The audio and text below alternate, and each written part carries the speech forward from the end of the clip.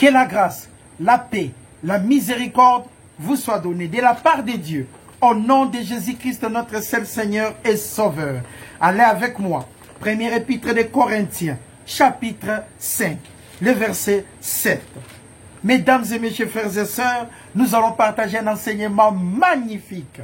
La dernière ligne droite de notre seul Seigneur et Sauveur, Jésus-Christ. 1 Corinthiens chapitre 5, le verset 7. Le thème de notre enseignement, obéissant jusqu'à la mort. 2 points, Jésus-Christ. 1 Corinthiens, 1er épître des Corinthiens chapitre 5, le verset 7. Faites disparaître le vieux levain, afin que vous soyez une pâte nouvelle, puisque vous êtes sans levain, car Christ, le sujet de la parole de Genèse 1.1, en Apocalypse 22.21, car Christ, notre Pâque, cette année-là, a été immolé, a été sacrifié. Cette année-là, nous avons reçu la victoire sur la maladie. Nous avons reçu la victoire contre le chômage. Nous avons reçu la victoire par la volonté de Dieu. Papa a tant aimé le monde qu'il a donné son Fils unique, afin que quiconque croit en lui ne périsse point, mais qu'il ait la vie éternelle. Mesdames et messieurs, frères et sœurs, nous devons être reconnaissants à Dieu quand on se lève le matin, dire gloire à Dieu. Dire tout simplement merci, Papa. Merci l'Éternel des armées pour tous tes bienfaits. Il a donné son Fils unique, afin que quiconque croit en lui ne périsse point, mais qu'il ait la vie éternelle. Et Jésus-Christ, notre Pâque, cette année-là, a été sacrifié pour que vous et moi, nous soyons aujourd'hui dans cette administration de la grâce. Nous allons étudier ensemble la dernière trajectoire de notre seul Seigneur et Sauveur Jésus-Christ. La victoire. La dernière ligne droite. Avant tout est accompli. Jean chapitre 18.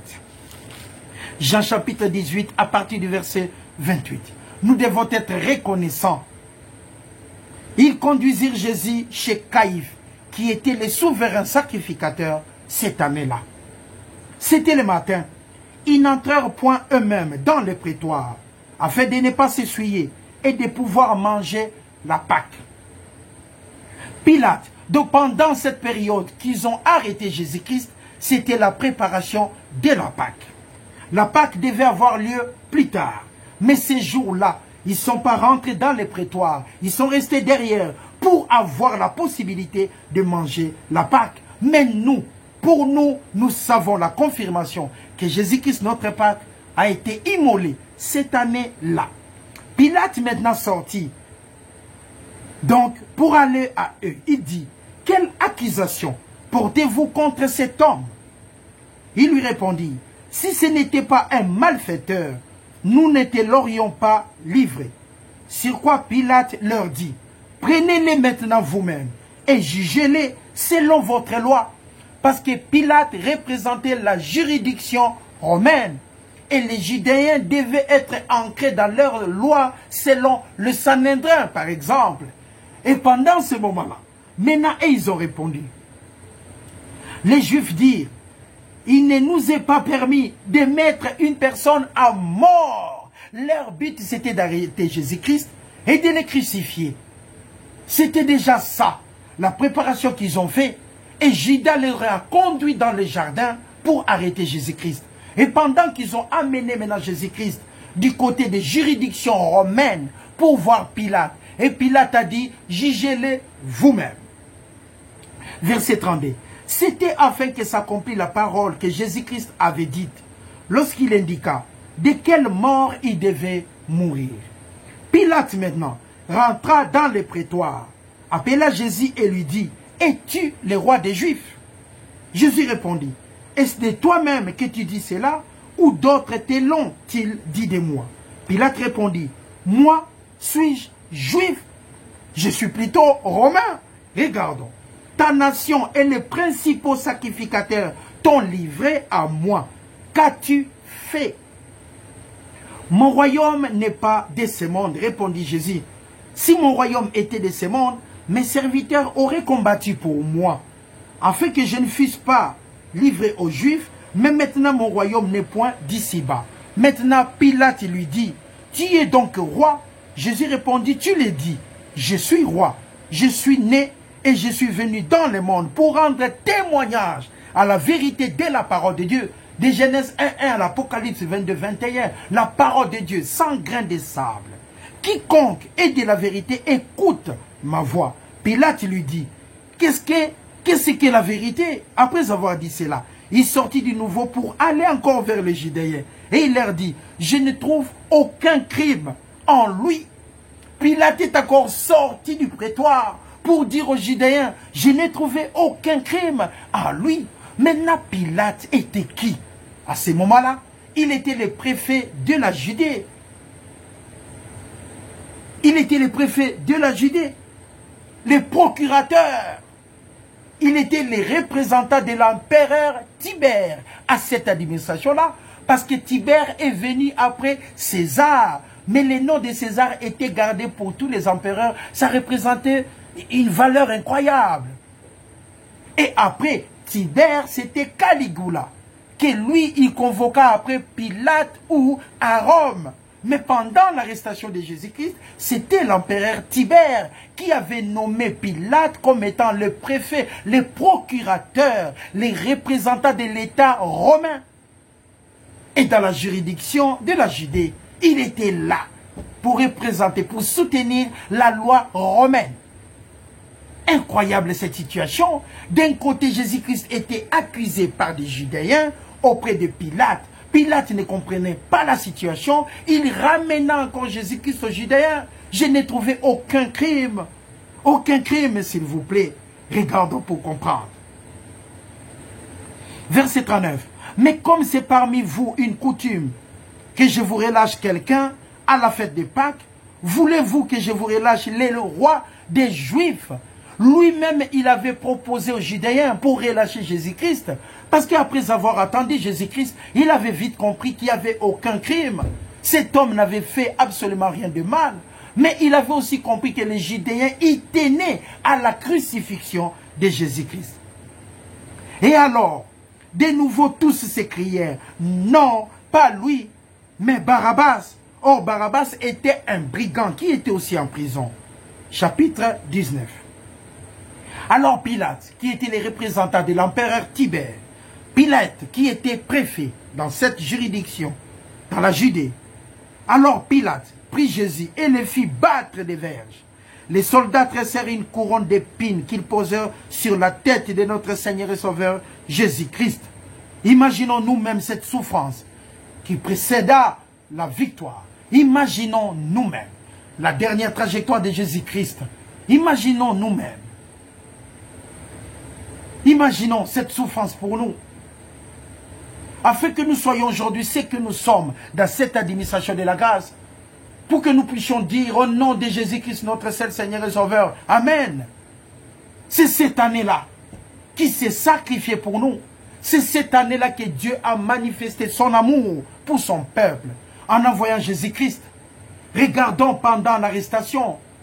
Qu'est-ce qu'il n'avait pas subi? Les soldats tressèrent une couronne d'épines qu'ils posèrent sur sa tête. Et ils le revêtirent d'un manteau de pourpre, puis s'approcha de lui. Il disait, « Salut, roi des Judéens !» Il lui donnait des soufflets. Pilate sortit de nouveau et dit aux Juifs, « Voici, je vous l'amène dehors, afin que vous sachiez que je ne trouve en lui aucun crime. » Pilate, de son côté, il était entre le marteau et l'enclume. C'était une situation compliquée. Lui, il représentait l'empereur Tibère. Mais aussi, les Judéens lui ont dit, tu ne peux pas déshonorer César, parce que cet homme s'est dit qu'il est le roi. Il est le roi, cet homme. Il se croit le fils de Dieu. Il était accusé en tant que malfaiteur. Notre seul Seigneur et Sauveur, Jésus-Christ. La dernière trajectoire du Christ devant Pilate ainsi que des Judéens. Jésus donc sortit, portant la couronne d'épines et le manteau de pourpre. Et Pilate leur dit, voici l'homme. Lorsque les principaux sacrificateurs et les huissiers les virent, ils s'écrièrent, crucifie, crucifie. Pilate leur dit, prenez-les vous-même et crucifiez-les, car moi, je ne trouve point de crime en lui. Je ne trouve point de crime en lui. Prenez-lui, prenez-le vous-même et crucifiez-le selon votre loi. Mais eux, ils voulaient avoir l'aval des pirates, de Pilate plutôt, pour être couverts vis-à-vis de la réalité. Parce que Pilate représentait Tibère, l'empereur Tibère, pour honorer la loi romaine. Incroyable. Notre seul Seigneur et Sauveur, au nom de Jésus-Christ. Amen. Les Juifs, les Judéens répondirent, nous avons une loi, et selon notre loi, il doit mourir, parce qu'il s'est fait fils de Dieu. Il s'est fait tout simplement fils de Dieu. Et quand Pilate attendit cette parole, sa frayeur augmenta. Il a même lui-même eu peur. Mais Pilate, c'était les représentants de l'État. Et pendant ce temps-là, nous savons, dans cette administration, l'autre, dans la Galilée, au nord d'Israël, dans la Galilée, il y avait Antipas et les autres. Après viendra Félix aussi. Mais Pilate, lui, là, il était en face d'une situation incroyable. Pilate entendit cette parole, sa frayeur augmenta. Il rentra dans les prétoires et dit à Jésus, d'où es-tu? D'où es-tu? Mais Jésus ne donna point de réponse. Pilate lui dit, est-ce à moi que tu ne parles pas? Ne sais-tu pas que j'ai le pouvoir de te crucifier et que j'ai aussi le pouvoir de te relâcher? Jésus répondit, tu n'aurais sur moi aucun pouvoir, aucun. Si t'avait été donné d'en haut par mon Père, c'est pourquoi c'est lui qui me livre à toi, commet un plus grand péché. Incroyable. Christ en nous, c'est l'espérance de la gloire. Que peut me faire un homme? Christ en nous, c'est l'espérance de la gloire. C'est la faim, la souffrance qui peut humilier un être humain devant une situation compliquée. Et l'être là, être corrompu, renier la puissance de Dieu devant une maladie. On s'est dit que là, je vois que Dieu ne peut plus travailler. Ça, c'est votre point de vue. Mais Jésus-Christ devant Pilate. Pilate lui dit, est-ce à moi que tu ne parles pas? Ne sais-tu pas que j'ai le pouvoir, Pilate, de quoi? De te crucifier, et que aussi j'ai le pouvoir de te relâcher. Mais Jésus-Christ répondit, le sujet de la parole, répondit, le Fils de Dieu répondit à son tour, tu n'aurais sur moi aucun pouvoir, aucun, s'il ne t'avait été donné d'en haut. C'est pourquoi c'est lui qui me livre à toi comme un plus grand péché. Dès ce moment-là, Pilate maintenant cherchait à les relâcher, mais les Juifs criaient, si tu les relâches, tu n'es pas ami de César, Tibère. Tu n'es pas ami de Tibère. Quiconque s'est fait roi se déclare contre César, contre l'empereur. Jésus-Christ avait encore en face de lui l'empereur. Il avait le diable, l'empereur, des Judéens, des sacrificateurs à cette époque-là. Christ en nous, c'est l'espérance de la gloire. Vraiment, Dieu est amour. Soyons reconnaissants. Dernièrement, j'étais dans une boutique chez un grand frère, M. François Luzemo. J'étais là-bas et brusquement, j'ai vu un jeune, un peintre. On avait déjà travaillé ensemble à l'époque, mais je ne l'ai pas reconnu. Il m'a dit, ah bonjour chef, tu vas bien? J'ai dit, oui, je vais bien. Et toi? Il m'a dit, ah, en tout cas, je suis très reconnaissant. Qu'est-ce que tu aimerais boire? J'ai dit, bon, une bouteille de coca, ça me suffit. J'ai été, il m'a dit, va au frigo, va te servir. Je suis parti au frigo, j'ai pris une bouteille. Il m'a dit, non, monsieur, vous méritez plus que là. Vous méritez plus que ça. J'ai dit, mais qu'est-ce que vous voulez? J'ai déjà pris une bouteille, merci beaucoup. Il m'a dit, oh non, moi-même, je vais vous servir. Le jeune est parti, il a pris plus de 10 bouteilles. Et il m'a donné. Ah, mais tout le monde regardait, on était tous épatés. J'ai dit, mais une bouteille, ça me suffit. Oh non, non, non, non, non, prenez. Peut-être vous avez oublié, mais vous m'avez rendu un grand service à l'époque. Vous savez, j'étais étonné. Un être humain reconnaissant sur cette terre, c'est rare des fois, n'est-ce pas? Les gens voient que le mal que nous pouvons faire, par exemple, mais se souvenir des bienfaits, c'est quand même rare dans ce monde d'aujourd'hui. On peut trouver que du mal, que du mal. Vous pouvez faire à quelqu'un du bien pendant 1000 jours, et juste un jour que vous avez oublié de donner le pain, vous êtes l'homme le plus mauvais. Mais c'était incroyable. Que Dieu bénisse son cœur, ce jeune homme. C'était incroyable. Maintenant, quand nous voyons les jugements, tout ce que Jésus-Christ a subi, et la reconnaissance de Dieu pour l'humanité, Papa a tant aimé le monde qu'il a envoyé son Fils unique. afin que quiconque croit en lui ne périsse point, mais qu'il ait la vie éternelle. En voyant, en regardant ça, comment ne pas aimer son prochain? Comment ne pas aimer la personne qui est en face de toi? Comment haïr l'autre? Comment on peut avoir de la haine là où l'amour doit dominer? Comment on peut avoir de la haine? Comment est-ce possible? C'est parce que l'homme est capable de modifier le cerveau afin que ça commence à travailler à l'envers et d'oublier que Dieu est amour. Regardons la trajectoire de Jésus-Christ avant la victoire. Pilate, ayant entendu ces paroles, amena encore Jésus dehors, et il s'assit sur le tribunal au lieu appelé le pavé, et en hébreu Gabata. C'était la préparation de la Pâque, un moment très compliqué, et environ la 6e heure, midi, Pilate dit aux Judéens, voici votre roi. Mais ils s'écrièrent, ôte, ôte, crucifie ces 15. Ils s'écrièrent, crucifie-le. Votre roi, le principal sacrificateur, répondit, nous n'avons de roi que César. Alors il leur livra pour être crucifié. Ils prirent donc Jésus et l'emmenèrent. Verset 17. Jésus portant sa croix et arriva au lieu du crâne qui se nomma en hébreu Golgotha. C'est là qu'il fut crucifié. Et les deux autres avec lui, l'un, un de chaque côté et Jésus-Christ au milieu. Pilate fit une inscription qu'il plaça sur la croix et qui était ainsi conçue. Jésus-Christ de Nazareth, roi des Juifs. Beaucoup de Juifs lurent cette inscription parce que les lieux où Jésus-Christ fut crucifié étaient près de la ville. Il était en hébreu, en grec et en latin. Les principaux sacrificateurs des Juifs dirent à Pilate, n'écris pas roi des Juifs, mais écris qu'il a dit, je suis le roi des Juifs. Pilate répondit, ce que j'ai écrit, je l'ai écrit.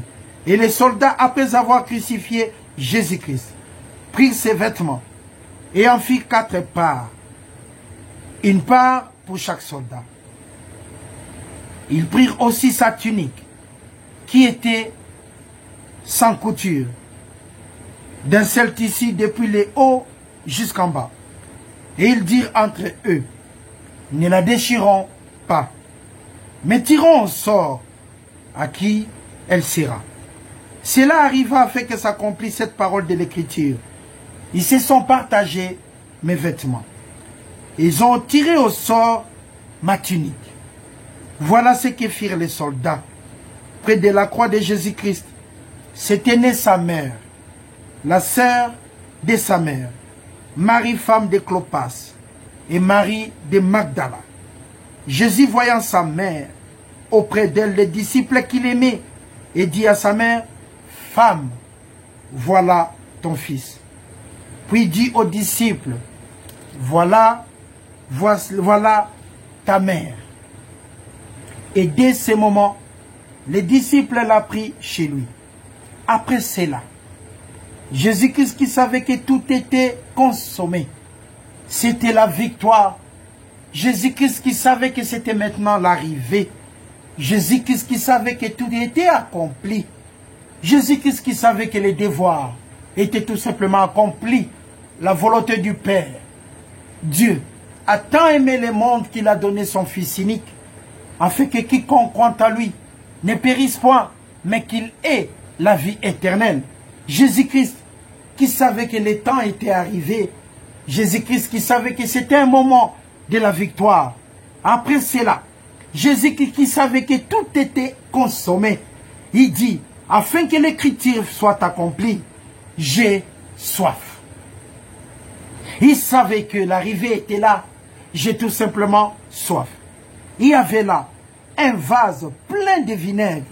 Les soldats en remplirent une éponge et ayant fixé à une branche d'hysope, ils l'approchèrent de sa bouche. Ils l'approchèrent tout simplement de sa bouche. Jésus-Christ, verset 28, après cela, Jésus qui savait que tout était consommé, tout était accompli, dit, afin que l'écriture fût accomplie, j'ai soif. Christ en nous l'espérance de la gloire. En Dieu, en Christ, nous sommes victorieux et nous formons la majorité. Aujourd'hui, nous pouvons marcher la tête haute et les épaules effacées. Cette année-là, nous avons reçu le pouvoir. Cette année-là, nous avons reçu la grâce de Dieu. Cette année-là, tout a été accompli. Cette année-là, c'était l'année des sacrifices qui représente la victoire sur la maladie, qui représente aujourd'hui la victoire sur le chômage, qui représente aujourd'hui la victoire sur tous les plans. Nous sommes des victorieux. Et Christ en nous, c'est l'espérance de la gloire. Encore une fois le verset 28. Après cela, Jésus-Christ qui savait que tout était déjà consommé, dit, afin que l'écriture fût accomplie, j'ai soif. Il y avait là un vase plein de vinaigre. Les soldats remplirent une éponge et l'ayant fixé à une branche, disant, ils approchèrent de sa bouche. Quand Jésus eut pris le vinaigre, il dit, quand Jésus eut pris de vinaigre, il dit, c'était l'arrivée. Un moment difficile pour le Seigneur, mais c'était pour un but, selon la volonté de Dieu. Les rachats de l'homme par l'homme. La rédemption. En lui, nous avons la rédemption. En lui, nous avons la justification. En lui, nous avons eu la réconciliation avec le Père. Il y avait là un vase plein de vinaigre. Les soldats remplirent l'éponge et l'ayant fixé à une branche d'hysope. Magnifique. Ils approchèrent de sa bouche. Quand Jésus-Christ eut pris le vinaigre, il dit, tout est accompli et tout est consommé. Et baissant la tête, il rendit l'esprit. Voici l'arrivée. Dans la crainte que les corps restassent sur la croix pendant le sabbat, car c'était la préparation. En ce jour de sabbat, c'est un grand jour. Et les Juifs demandèrent à Pilate qu'on rompît les jambes aux crucifiés et qu'on les enleva. Les soldats vinrent donc, ils rompirent le pied, les jambes plutôt au premier, puis à l'autre qui avait été crucifié avec Jésus-Christ. S'étant approché du Christ, de Jésus-Christ, ils voyant qu'il était déjà mort. C'était notre victoire. Et ils ne lui rompirent pas les jambes. Incroyable. Dieu est tellement bon. C'est pendant ce temps-là que nous avons gagné. Encore une fois le verset 30. Quand Jésus-Christ eut pris le vinaigre, il dit, tout est accompli, et baissant la tête. Et nous donna la victoire qu'on a aujourd'hui. Christ en nous, Philippiens. L'épître de Philippiens chapitre 2 à partir du verset 5. Ayez en vous les sentiments qui étaient en Jésus-Christ, lesquels existant en forme de Dieu, n'a point regardé comme une proie arrachée d'être égal à Dieu, mais l'humilité, obéissant jusqu'à la mort sur la croix. Mais Jésus-Christ s'est dépouillé lui-même en prenant une forme de serviteur, devenant semblable aux hommes et ayant paru comme un simple homme. Il s'est humilié lui-même, rendant obéissant jusqu'à la mort, même jusqu'à la mort sur la croix. C'est pour ça. C'est pourquoi aussi Dieu l'a souverainement élevé et lui a donné le nom qui est au-dessus de tout nom, afin qu'au nom de Jésus-Christ, tout genou fléchisse dans les cieux, sur la terre, sous la terre, et que toute langue confesse que Jésus-Christ est Seigneur, à la gloire de Dieu le Père. Que Dieu vous bénisse abondamment. C'était là, obéissant jusqu'à la mort, et la mort sur la croix. Jésus-Christ. Je vous souhaite un bon dimanche avec joie et simplicité de cœur. Sachez-les, mesdames et messieurs, frères et sœurs, que vous avez un pouvoir qui a été accordé par Dieu en envoyant Jésus-Christ, son Fils unique, afin que quiconque croit en lui ne périsse point, mais qu'il ait la vie éternelle. Christ en vous, l'espérance de la gloire, avec joie et simplicité de cœur.